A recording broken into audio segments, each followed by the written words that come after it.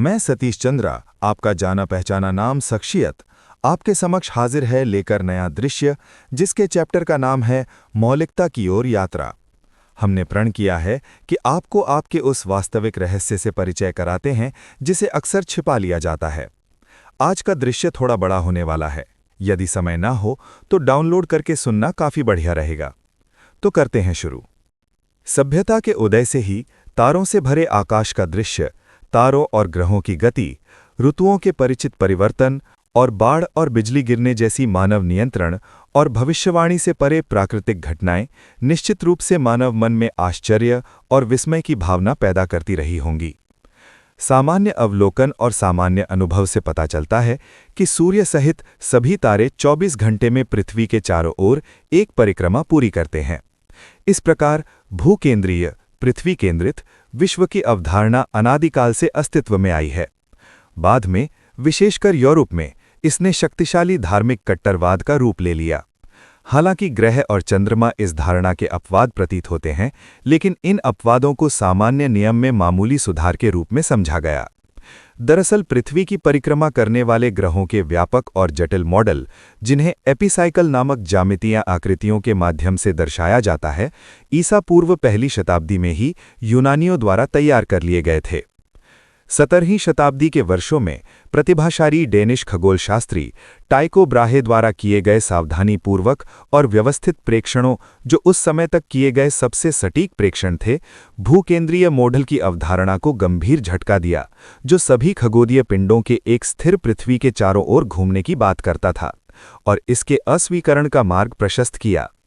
टाइको द्वारा लिए गए ये सटीक माप दूरबीन के आविष्कार से पहले के थे। कोपरनिकस नामक एक पोलिश खगोलशास्त्री ने, जो भाग्य के धनी व्यक्ति के समान थे, लगभग 1510 में एक सरल मॉडल प्रस्तुत किया, जिसने ग्रहों की देखी गई गति के बारे में सही जानकारी दी।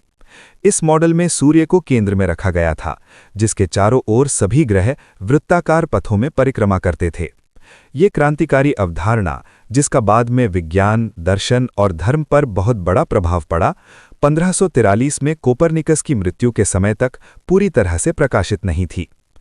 टाइको के एक जर्मन शास्त्री केपलर ने ग्रहों की कक्षाओं को गैर वृत्ताकार मानकर इस विचार में कुछ सुधार किए। उन्होंने ग्रहों द्वारा पालन किए जाने वाले 3 मौलिक नियमों को भी प्रतिपादित किया, जो सौरमंडल के व्यवहार को समझने में बहुत महत्वपूर्ण हैं। अपने नवनिर्मित दूरबीन का उपयोग करके गैलीलियो ने यह प्रदर्शित किया कि बृहस्पति के चंद्रमा उसके चारों ओर घूमते हैं, जिससे ब्रह्मांड के भूकेंद्रीय मॉडल को चुनौती मिली। स्थिर तारों की कल्पना बहुत दूर स्थित पिंडों के रूप में की गई थी। केपलर और गैलीलियो द्वारा दर्ज किए गए आंकड़ों ने एक महान वैज्ञानिक आइजैक न्यूटन के कार्यों की नींव रखी। केपलर के ग्रहों के नियमों और गैलीलियो के प्रेक्षणों के लगभग 80 वर्षों बाद न्यूटन ने दुनिया के सामने पिंडों की गति की अपनी व्याख्या प्रस्तुत की। उनके गुरुत्वाकर्षण के नियमों की सार्वभौमिक स्वीकृति स्थलीय घटनाओं जैसे टेनिस गेंद के प्रक्षेप्य पथ से लेकर खगोलीय घटनाओं जैसे अंतरिक्ष में धूमकेतु की गति तक से सिद्ध हो चुकी है।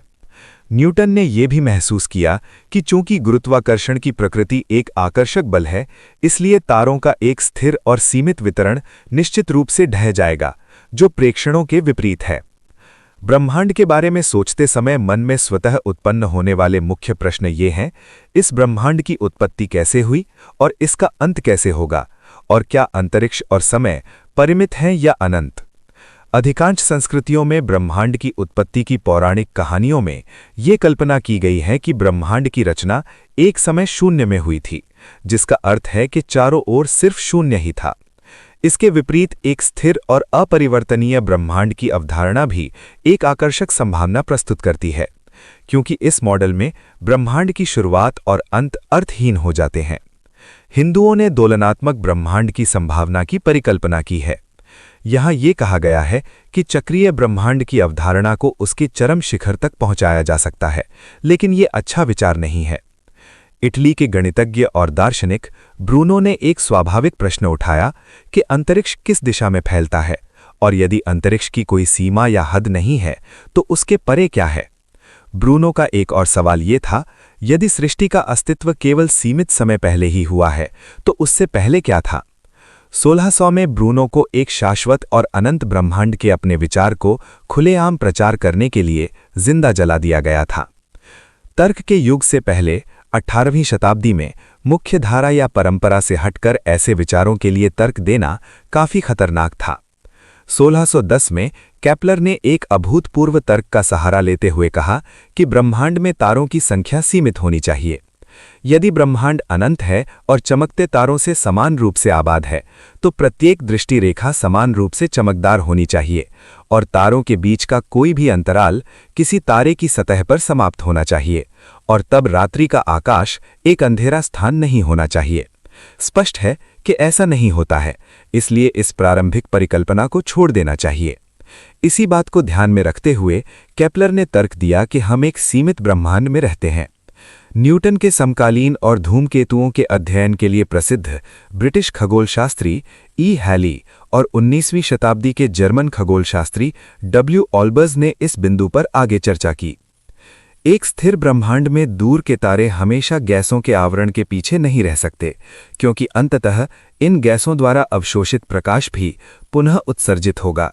लेकिन फिर भी सभी को पता है कि रात का आकाश अंधेरा होता है। अनंत ब्रह्मांड की स्थिर अवस्था की प्रचलित धारणा और रात्रि का आकाश दिखना दोनों एक साथ सत्य नहीं हो सकते। इसलिए ये सवाल पूछना स्वाभाविक है कि इस विरोधाभास का अंततः कैसे समाधान किया जा सकता है। लगभग 1930 के दशक में अमेरिकी खगोलशास्त्री ई हबल द्वारा किए गए प्रेक्षणों ने ब्रह्मांड के आकार और प्रकृति के बारे में हमारी अवधारणाओं में राज्य क्रांतिकारी बदलाव लाए। हबल ने यह साबित किया कि आकाश गंगाओं के रूप में तारों और धूल के विशाल समूह एक दूसरे से दूर जा रहे हैं। उनके बीच की दूरी जितनी अधिक होगी, मंदी यानी दूर जाने की गति उतनी ही तेज होगी। इसे हबल का नियम कहा जाता है। हम एक अस्थिर और विस्तारित होते ब्रह्मांड में रहते हैं। समय में पीछे की ओर प्रेक्षित विस्तार वेग का अनुमान लगाकर यह अनुमान लगाया जा सकता है कि 10 से 15 अरब वर्ष पहले जब बिग बैंग हुआ था, तब संपूर्ण प्रेक्षित ब्रह्मांड अत्यंत गर्म और अत्यधिक सघन था।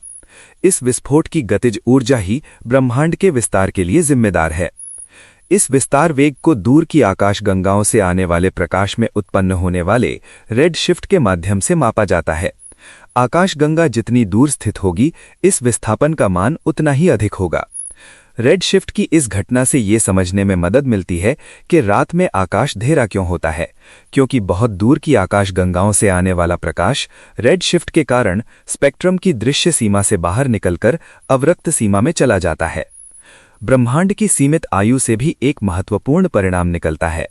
प्रभावी प्रकाशीय क्षितिज का मान बिग बैंग से शुरू होकर प्रकाश द्वारा निरंतर तय की गई दूरी से प्राप्त होता है, अर्थात समय की शुरुआत से। ये दूरी लगभग 10 से 15 अरब प्रकाश वर्ष है। इस क्षितिज के पार से आने वाला प्रकाश हम तक नहीं पहुंच सकता। इस प्रकार सैद्धांतिक रूप से भी इस प्राकृतिक क्षितिज के परे कुछ भी देखना संभव नहीं है। इस प्रकाशिक क्षितिज के भीतर, अर्थात इस प्रेक्षणीय ब्रह्मांड में लगभग 20 अरब आकाशगंगाएं हैं। ये आकाशगंगाएं आकाश के अनंत विस्तार में चारों ओर फैली हुई हैं।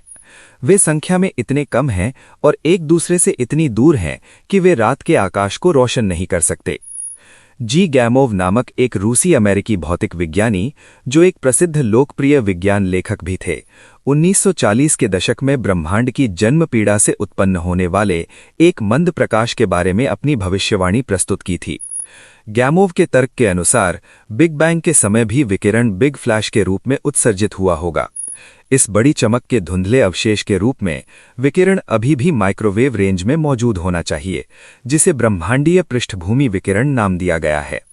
बेल लेबोरेटरीज में काम कर रहे अर्नो ए पेंजियास और रॉबर्ट डब्ल्यू विल्सन ने 1965 में एक माइक्रोवेव डिटेक्टर का उपयोग करके इस विकिरण का पता लगाया, जिस पर वे संचार लिंक के लिए काम कर रहे थे।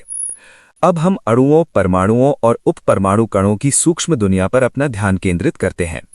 इस सूक्ष्म दुनिया की सूक्ष्मता को बेहतर समझने के लिए हम इसे 1 अरब गुणा तक बढ़ाते हैं। हाइड्रोजन परमाणु की त्रिज्या, जिसमें नाभिक में एक प्रोटॉन और खोल में परिक्रमा करने वाला एक इलेक्ट्रॉन होता है, 10 सेंटीमीटर की होगी। प्रोटॉन की त्रिज्या 1 माइक्रोन या 1 मीटर के 10 लाखवें हिस्से के बराबर होगी, जिससे ये नंगी आंखों से अदृश्य हो जाएगा। इलेक्ट्रॉन संरचनाहीन और बिंदु के ही समान रहेगा। अणुओं और परमाणुओं की सूक्ष्म दुनिया में समय का पैमाना भी उसी अनुपात में कम हो जाएगा। क्या हम न्यूटन, आइंस्टीन और मैक्सवेल के क्लासिकल भौतिकी तथ्यों के माध्यम से हाइड्रोजन परमाणु के गुणों को व्यापक रूप से भी समझने में सफल हो सकते हैं? इसका स्पष्ट आवाज नहीं है। दरअसल अणुओं, परमाणुओं, इलेक्ट्रॉनों, परमाणु नाभिकों और प्रकाश की दुनिया को गुणात्मक रूप से भी समझने के लिए एक अलग ढांचे की आवश्यकता है।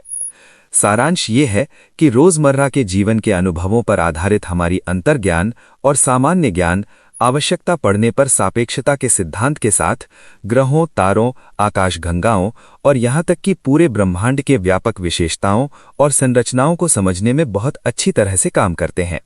लेकिन परमाणुओं और सूक्ष्म कणों की उपपरमाणु दुनिया में भौतिकी के क्लासिकल नियम बुरी तरह से विफल हो जाते हैं। अत्यंत विशाल और अत्यंत सूक्ष्म क्षेत्रों में हमारे सांसारिक अनुभवों से प्राप्त